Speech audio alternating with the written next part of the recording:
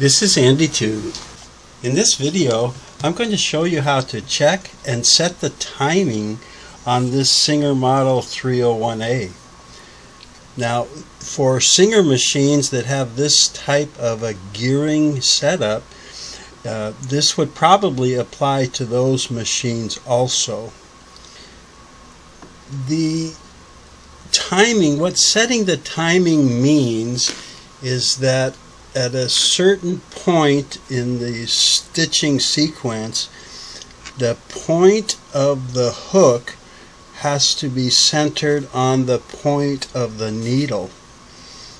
And I'm going to show you how to check that to see if your machine is timed right, and I'll show you how to correct it if the machine is not timed right. For this demonstration, I do suggest that you remove the needle plate and you remove the presser foot. If you have the presser bar and everything in your machine, go ahead and take the needle plate and the presser foot off so you can see better. Now, I have also loosened the jib on the hook, and I've removed the bobbin case base just to give you a better view in the video. But you don't need to do that to check or set the timing. But I went ahead and did it.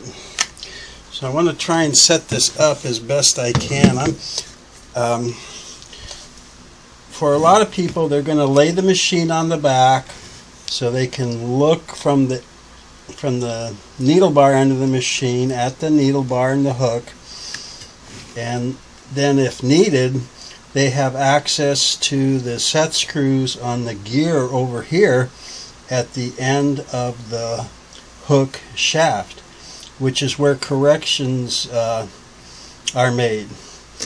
But I'm going to set this up more kind of like this view, yeah, so that you'll be able to see it. And when I loosen set screws and so forth, this is the area that I'll be working on. And there's 2 set screws on this gear that you loosen. And I'll explain everything, but I'm not really going to show you me loosening the set screws. I think you understand that. And I have some close-up pictures I'll insert in the video too. So,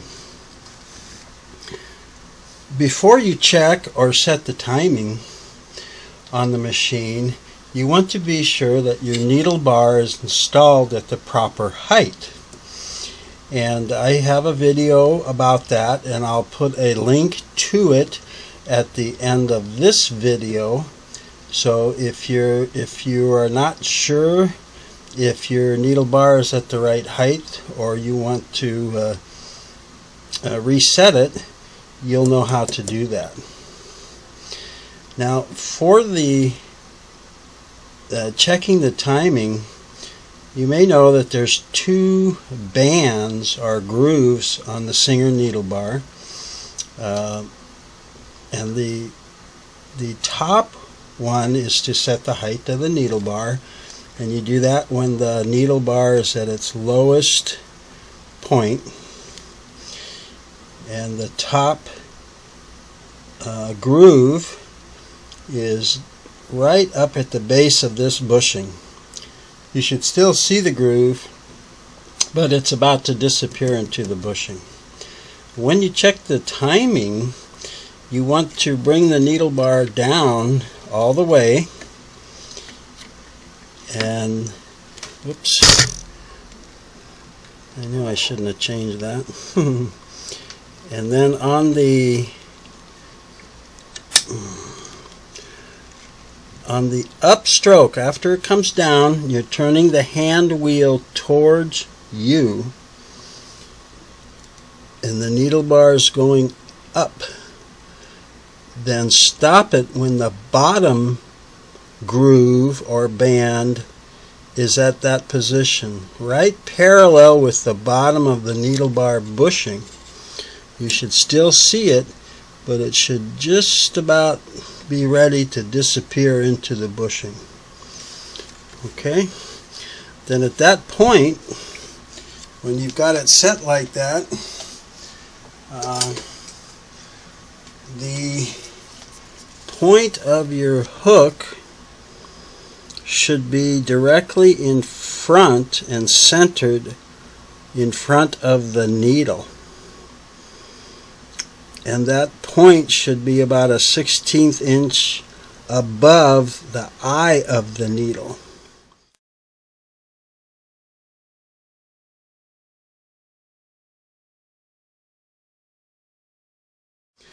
So in this machine, I've got this on the upstroke, the bottom groove right up here parallel with the bottom of the bushing, but my needle point is, or my hook point, sorry, my hook point is past the needle. It's over here. And that means that the hook point got here too soon to catch the loop of thread, and I'm going to skip a stitch, or every stitch in this case maybe. So it's off. If your hook point is centered right in front of the needle, and the point of your hook is about a 1/16 of an inch above the eye, your timing is good and you're done. And most geared machines like this, it's kind of rare that the timing goes out, unless somebody has been playing with it. On the machines that use a belt drive, belts and pulleys, it's a little more common that your timing is off, because if you get a jam while you're sewing, the belt can slip on the pulleys and move a little bit and throw off your timing. And it doesn't take much. I mean, a 1/16 of an inch off can make you skip stitches. But if your timing is off, here's what we're going to do to change it, to correct it. So I mentioned down here that there's 2 set screws on this gear. So I'm going to loosen those set screws, because the timing is up at the top, and I've got to separate the timing of the needle bar and the hook. And the place to do that is right here. When I loosen these 2 set screws, then I can adjust the needle height by turning the hand wheel, but the hook shaft will not turn, and I can manipulate the position of the hook by turning this or by turning the hook itself. And that's what you want. I can turn this without the gear moving. So I've already loosened these, and let me show you. Once you get these loosened, you're going to come back and check the front and make sure that on the upstroke your needle, bottom needle groove is right up at the base of the bushing.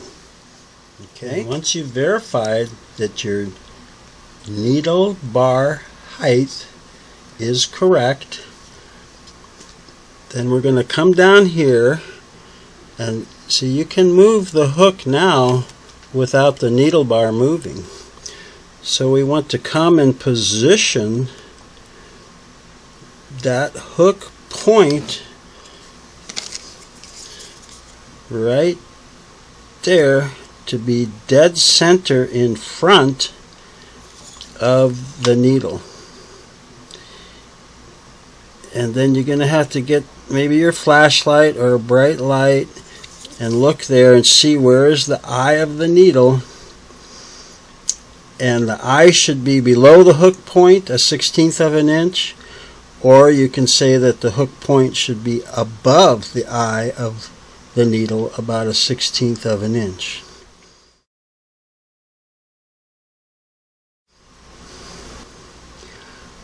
Now you have your point to point, we'll call it. Get your height set and your point to point. So now we've got to come back here and we're going to tighten these set screws to lock that timing in. And when you do this, you can't turn anything. You can't let the gear change, and you can't let the hook shaft change, because that'll change your timing. And that's the only little tricky part of this.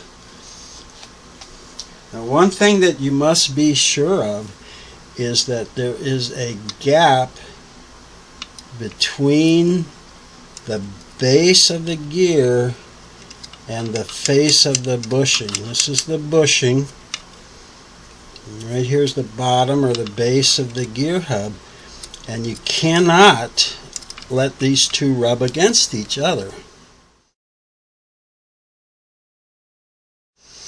So we want to be sure we have that gap. And as far as the gear mesh, usually if you leave a little gap in here, you can see I can put this little screwdriver in there. If you leave a gap there, usually your gear mesh is going to be fine.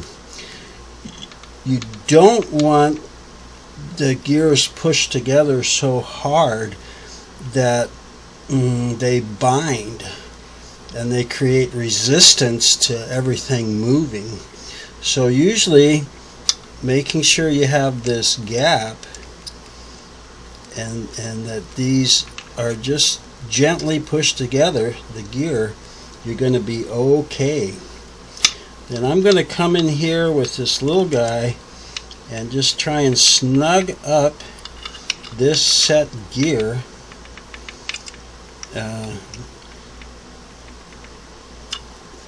without moving anything. Then I'm going to try and take my other stronger, bigger screwdriver and tighten it a little bit more. So now I feel if anything moves, they're meshed together and they're going to move in sync. So if I rotate the gear, yeah, you can see that the hook is moving in unison. Okay, so I just want to rotate it enough to where I can get a screwdriver on the other set gear and tighten it up. Now on this end of the shaft, there is not a flat spot on the shaft, and that's why there's two set screws at about a 90-degree angle. So now that I have both of those tightened, of course I want to go back and check again to see did I accomplish my goal of the timing. So I'm going to rotate the hand wheel towards me and bring up that needle bar on the upward stroke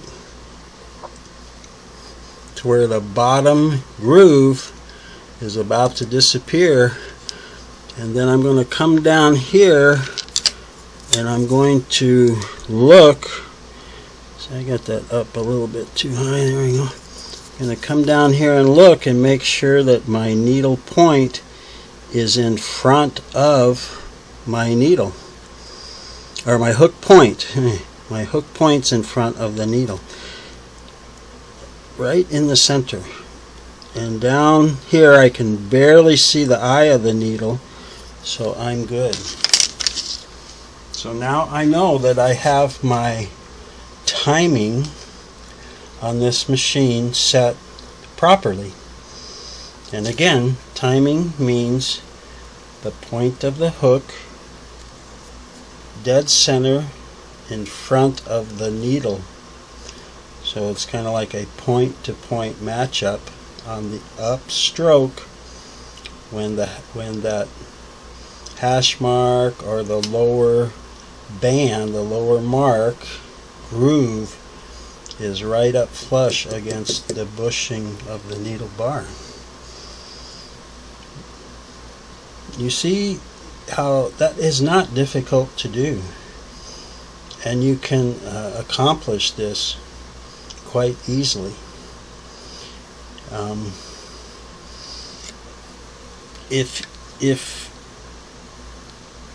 If you want to, leave the bobbin case base and the jib and everything all installed, I usually do when I'm just checking or setting the timing, because if I get a flashlight in there, I can kind of see under the feed dog and over the hook and make sure that everything is lined up.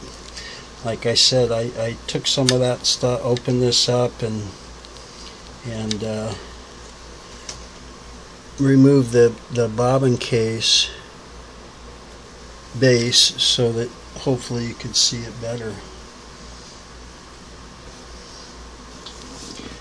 This morning I called a popular Singer authorized repair sewing machine center that's in the next town over from me where I live, and I told them I have a Singer Model 301A and I'm sure that the timing is off, and what do they charge to reset the timing?